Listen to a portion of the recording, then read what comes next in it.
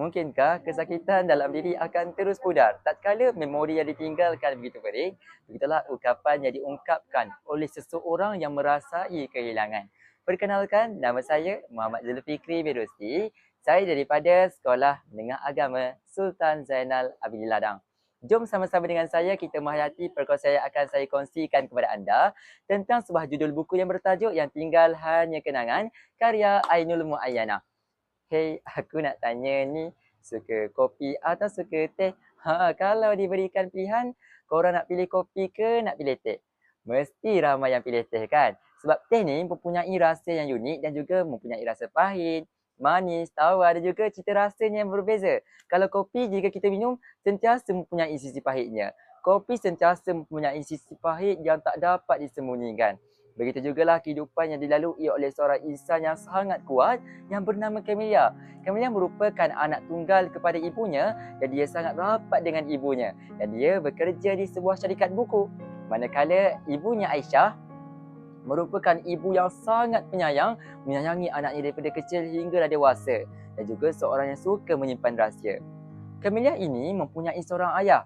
Namun dia tidak pernah berjumpa dengan ayah itu yang bernama Kamal sejak kecil. Dia bertanya-tanya kepada ibunya di manakah ayahnya, namun ibunya hanya berkata ayahnya pergi bekerja. Dan pada setiap petang, ibunya Camellia dan juga ibunya Aisyah dan juga Camellia sentiasa duduk di tepi rumah. Mereka akan menikmati teh bersama-sama, sambil itu berkongsi rasa, berkongsi cerita dan juga berbagi impian masing-masing. Dan pada masa itulah, ibunya Aisyah akan menceritakan kebaikan ayahnya Kamal, kepribadian ayahnya dan juga bagaimanakah ibu dan ayahnya bertemu. Pada suatu hari, di waktu petang itu, dalam keadaan hujan yang renyai-renyai, dia ingin mengejutkan ibunya untuk minum teh bersama-sama. Namun, ibunya tidak memberikan sebarang reaksi. Dia terkejut dan merasakan bahawa ibunya telah pulang menghadap Ilahi. Dia berasa sangat sedih kerana dia tiada siapa-siapa untuk tiada siapa untuk bergantung selepas ini. Namun, merasai kehilangan ini bukanlah satu perkara yang manis untuk ditelan. Begitulah perasaan Camellia ketika merasai kehilangan. Dia berasa resah, sedih, hilang arah, hilang tujuan. Dan pertanyaan demi pertanyaan berlegar-legar dalam fikirannya. Bagaimanakah aku mampu hidup jika tiada ibu di sisi? Di manakah tempat aku akan bersandar jika tiada ibuku? Itulah pertanyaan yang berlegar-legar dalam fikiran Camellia. Dia cuba untuk kuat dan bangkit daripada kepopong kesedihannya itu, namun tidak boleh. Dan tiba-tiba ayahnya Kamal datang semula untuk memujuk dirinya dan juga meminta maaf kepada dirinya. Dia mencuba untuk menebus kesalahannya dengan meminta maaf kepadanya. Namun Camellia itu memaafkan kesalahan ayahnya kerana dia teringat dengan kata-kata ibunya dahulu, maafkanlah ayah walaupun kamu tidak pernah melihat ayah, dan berbahagialah dengan ayah, taatilah ayahmu. Dan dia memaafkan kesalahan ayahnya itu. Dan ayahnya memujuk Camellia untuk membuka kafe buku. Yang di mana impian ibunya dahulu ingin melihat Camellia membuka sebuah buku dan dinikmati bersama-samanya. Namun yang tinggal hanya kenangan. Dia hanya mampu membuka kafe buku itu tanpa ibunya di sisi. Dia membuka kafe itu dan diuruskan oleh seorang pembantu ayahnya iaitu Reza.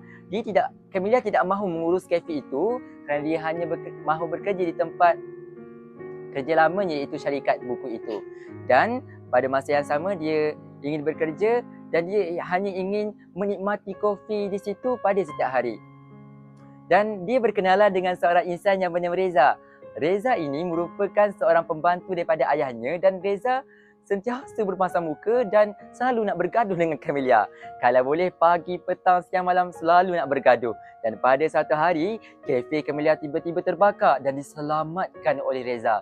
Dan pada masa itulah mereka berdua menjadi kawan baik kerana mereka mempunyai masalah dan situasi yang sama. Dan dia cuba untuk bangkit dengan ujian yang diterimanya, iaitu kehilangan ibunya, kafenya yang terbakar dan disokong oleh Reza. Dia berusaha untuk membuka kafenya semula dan menjadi kawan baik dengan Reza dan disokong oleh Reza sendiri. Dan pada masa itulah bosnya Umay merupakan seorang lelaki di syarikat bukunya menyatakan hasrat bahawa dia mencintai Camellia. Dan Camellia menolaknya dengan tulus dan mengatakan bahawa Umay itu dianggap sebagai abangnya sendiri. Dan pada masa itulah dia menjadi kawan baik. Mereka bertiga menjadi kawan baik. Dan Camelia mampu menghilangkan perasaan sedihnya, perasaan resahnya dan juga gelisah dengan masa lalu. Dengan disokong oleh Reza, ayahnya Kamal dan juga sahabat baiknya Umay itu. Dan Umay juga mampu menyokong Camelia dengan baik. Camelia menjadi seorang yang sangat sabar ketika disokong oleh ayahnya dan kawan baiknya itu. Dan pengajaran yang dapat saya kongsikan dalam kisah ini ialah sebagai seorang pelajar kita harus menjadi seorang yang kuat dalam menghadapi ujian yang telah ditentukan oleh Tuhan. Yang kedua, kita perlu mentaati ibu bapa dan menyayangi ibu bapa sejak dari kecil. Kita perlulah memahami kata-kata dan perasaan yang diungkapkan oleh ibu bapa. Dan yang ketiga, kita perlulah menyatakan dan mencapai hasrat yang diimpikan oleh ibu bapa kita. Kerana kehidupan bukan hanya sekadar mencari kesempurnaan, tetapi mencari sesuatu yang bermakna daripada segala kekurangan. Sekian itu sahaja daripada saya. Sekian, Assalamualaikum warahmatullahi taala wabarakatuh.